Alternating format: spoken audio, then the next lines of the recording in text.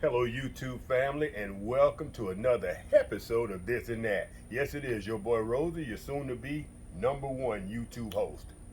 Today's video was supposed to be about cleaning the Big Easy, but I started to think if you don't own a turkey fryer, then this is information you need to know, and you need to know it now.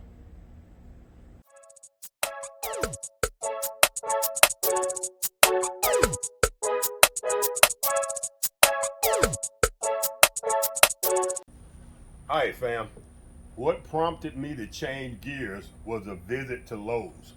I walked into Lowe's the other day, and as soon as you walk through the front doors was a display. The turkey fryer display. All turkey fryer display. And that display, with the burner and the barrel and the all included, was right about $200. And that was for 3 gallons of oil. Normally, for a good fry, a turkey fry, you're going to need 5 to 6 gallons of oil, and that's going to bump it up to about 225, 230 bucks for a one-time turkey fry. Or maybe you're frying turkeys for the neighbors. Maybe you might get 2 or 3 turkeys out of the entire deal, but 230 bucks to fry a turkey.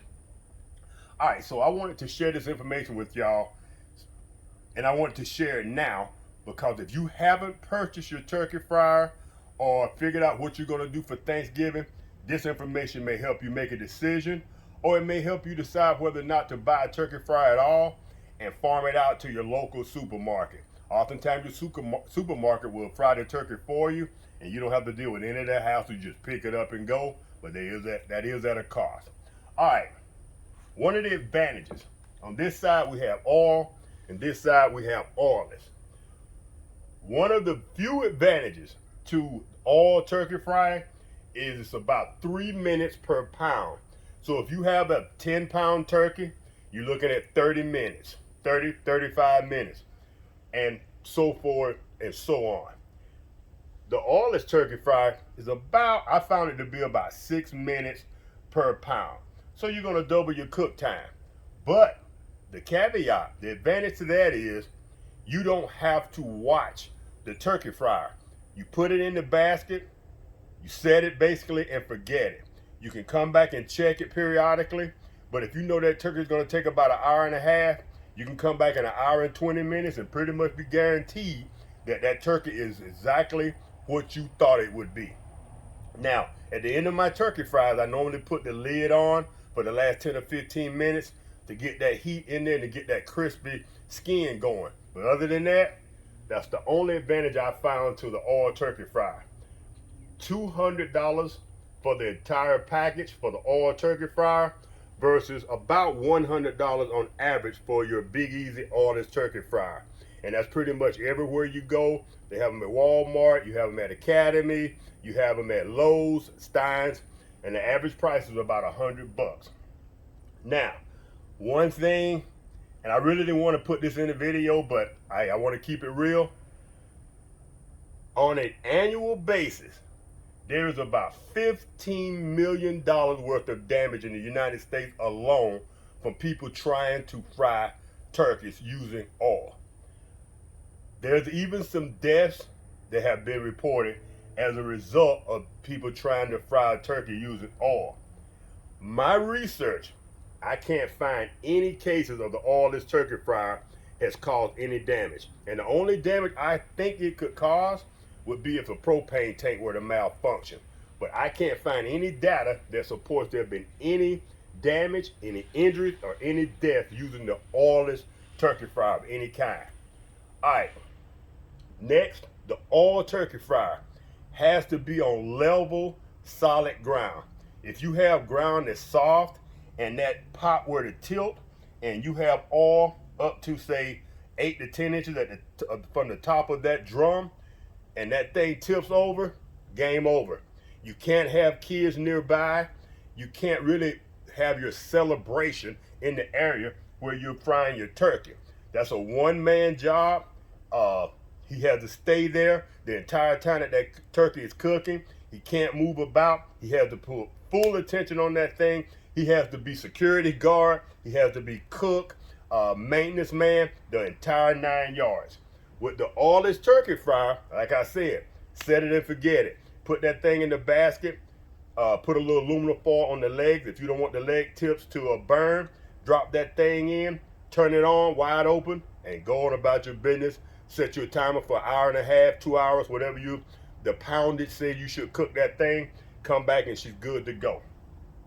All right, oil storage. When you're done with the oil turkey fryer, you have 3 to 6 gallons of oil that you got to do something with. You either got to save it for the next fry, or if it's burnt, you got to dispose of it. Something has to happen with that oil. And on top of that, if you're getting ready to enjoy Thanksgiving, you got to sit there, let that oil cool off. You still got to guard it. Make sure none of the kids get close to it, because it's going to stay hot for a half hour to an hour after you're done cooking.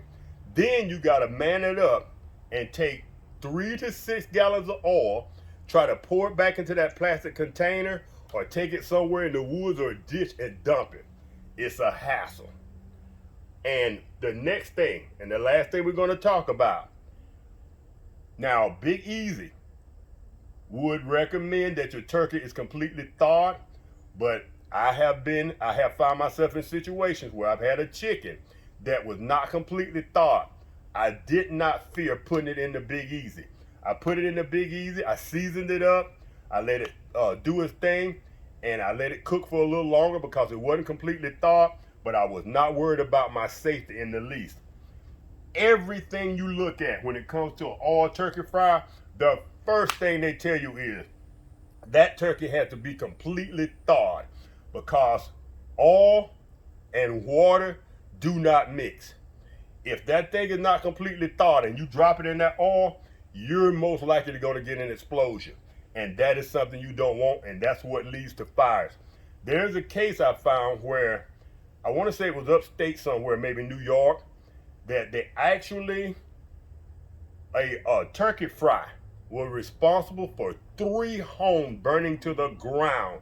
And I want to say that was just last year, year before last, that a turkey, and they felt like it was an unthawed turkey, blew up, set the house on fire, that people that were cooking, and then caught 2 other houses in the neighborhood on fire. I'm not saying that a oil turkey fry, if you like oil, by all means use it. This is not to beat anybody up for using oil. It's just telling you that's why I use the oilless turkey fryer, and it tastes freaking delicious. I love it. I can season it up the way I want to. I don't have to worry about the seasoning coming off. When I drop that in the oil and my seasoning stays in place, I can season it halfway through the cook if I want to. I can use a can cooker method if I want to. Some people believe in it, some people don't. But I believe if you put onions and all your seasoning in a beer can and sit it beneath that turkey, some of that flavor is going to infuse in that turkey. All right, fam.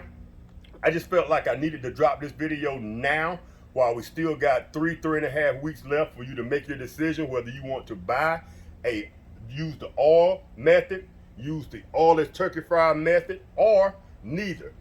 Go to your local supermarket now.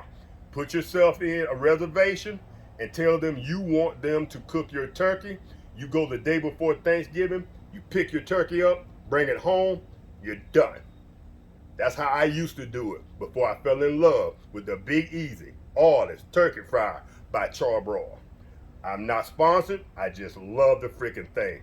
All right, fam, if this video has been helpful, give her a thumbs up. If not, give her a thumb down and a brief reason why in the comment section. And if you love what we're doing here, this and that, consider becoming a subscriber. And if you do subscribe, hit the notification bell so you'll be notified every time we drop one of these awesome videos. This your boy Rosie. Y'all have a great day, a great week, and a wonderful upcoming Thanksgiving. Peace.